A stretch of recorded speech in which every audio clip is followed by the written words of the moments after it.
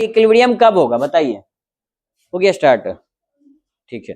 तो characteristics of equilibrium constant, तो बताइए इक्विलिब्रियम का कंडीशन कब मेंटेन होगा, जब रिएक्टेंट किसके बराबर हो जाए, प्रोडक्ट दोनों इक्वल हो। तो अब किसी डायरेक्शन में फ्लो होगा क्या, नहीं। तो इसके लिए हम लोग केसी निकालते हैं। तो केसी जब की बात करेंगे इक्विलिब्रियम कांस्टेंट की, तो वहां पे बात करेंगे concentration of reactant is equal to concentration of product. क्योंकि देखिए लिखिए यहाँ पे केसी क्या है जी, केसी का फुल फॉर्म इक्विलिब्रियम कांस्टेंट। तो लिखो equilibrium constant is applicable for, is applicable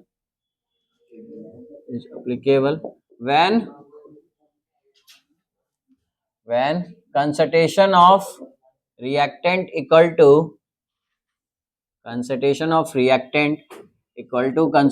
of product. यानी इसका यूज हम कब करेंगे जी, जब रिएक्टेंट और प्रोडक्ट आपस में इक्वल है, तब इक्विलिब्रियम का कंडीशन आता है और हम केसी की वैल्यू निकालते हैं उस इक्वेशन में। अदरवाइज ये जरूरत नहीं है। अगर ये नहीं हुआ, लिखिए आप लोग, if not then we calculate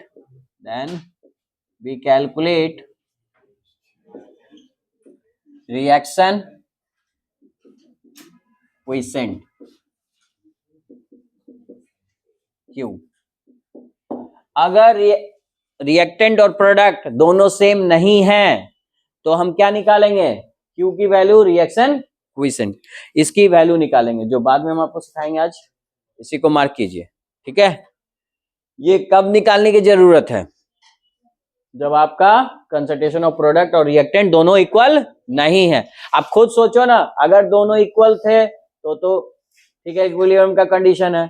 लेकिन अगर दोनों इक्वल नहीं है, मान लो ये 80 है, ये 100 है, तो आपको डिसाइड करना होगा कि रिएक्शन किस डायरेक्शन जाएगा, फॉरवर्ड या बैकवर्ड। उसको डिसाइड करने के लिए ही हम किसकी वैल्यू निकालेंगे, क्यू की। तो क्यू के बारे में थोड़ी देर में बाद में पढ़ेंगे, ठीक है। तो फर्स्ट पॉइंट समझे, कैरेक्टरिस्टिक्स, ये कब अप्लाई करते हैं, जब दोनों बराबर हो, रिएक्टेंट और प्रोडक्ट का अमाउंट यानी कंसंट्रेशन सेम हो, ठीक है। दूसरा लिखो,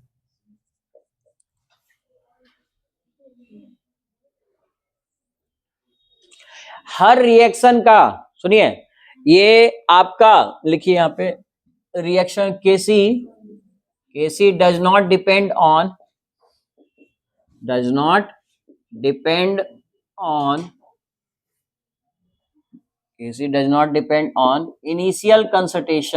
initial concentration of reactant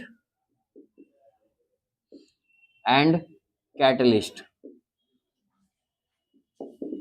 देखिए इनिशियल कंसंट्रेशन कितना है रिएक्टेंट का, उस पे ये डिपेंड नहीं करेगा। कौन नहीं करेगा, केसी, इक्विलिब्रियम कांस्टेंट। और कैटलिस्ट पे डिपेंड नहीं करता। आपको पता होगा कैटलिस्ट रेट ऑफ रिएक्शन को बढ़ाता है, रिएक्शन को फास्ट करता है, लेकिन उससे इक्विलिब्रियम का कोई लेना देना नहीं है। वो इक्विलिब्रियम कितने देर बाद आएगा, 100 ग्राम कब 50 ग्राम बदलेगा, इससे स्पीड का कोई मतलब नहीं है, ये अमाउंट का मतलब है, ठीक है। तो कैटलिस्ट और इनिशियल कंसंट्रेशन पे डिपेंड नहीं करेगा, ठीक है, ये डिपेंड नहीं करता है और ये आपके ऑब्जेक्टिव में आ सकता है। तो इसी के ऊपर लिखो और इसको अंडरलाइन करो कि केसी किस पे डिपेंड नहीं करता है। हो सकता है ऐसा क्वेश्चन आ जाए, केसी डिपेंड्स ऑन, और 4 ऑप्शन दे दे, ठीक है। तो किस पे नहीं करता है, इनिशियल कंसंट्रेशन पे डिपेंड नहीं करता है। किसका इनिशियल कंसंट्रेशन, रिएक्टेंट का, रिएक्टेंट के इनिशियल कंसंट्रेशन पे डिपेंड नहीं करेगा।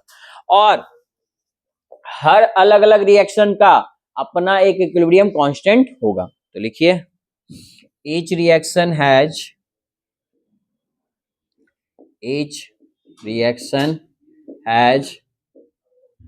fixed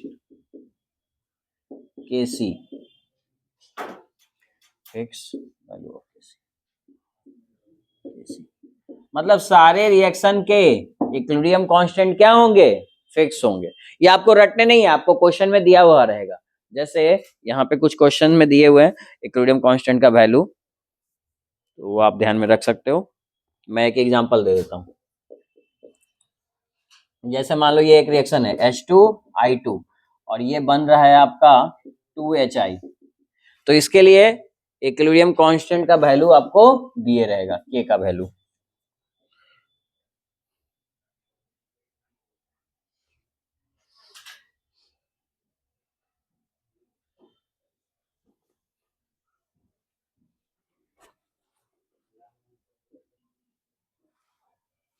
तो देखिए यहाँ पे in case of reversible reaction, reversible आपने इसको किया तो HI को आपने इधर ले लिया रिएक्टेंट के एज ए रिएक्टेंट, और प्रोडक्ट में ये टूट के ये बन रहा है। तो इस केस में जो इक्विलिब्रियम कांस्टेंट आएगा वो फॉरवर्ड डायरेक्शन का जस्ट रेसिप्रोकल होगा 1/Kc। तो फाइनल आंसर क्या हो जाएगा फॉर इस रिएक्शन के लिए 1/54.8। बोलो बात समझ में आती है? तो इस तरह का क्वेश्चन आपके एग्जाम्स में जरूर पूछता है, इस तरह का बहुत इंपॉर्टेंट है, ये लिख लो, यहां से ऑब्जेक्टिव आता है। और किस तरह के क्वेश्चन आते हैं आप एक देखो अपने बुक्स में, क्वेश्चन नंबर 6 एनसीईआरटी बुक देखिए और उसमें क्वेश्चन नंबर 6 पे जाइए, एग्जाम्पल का 6 नंबर, और आप ट्राई करो तो बनाने का।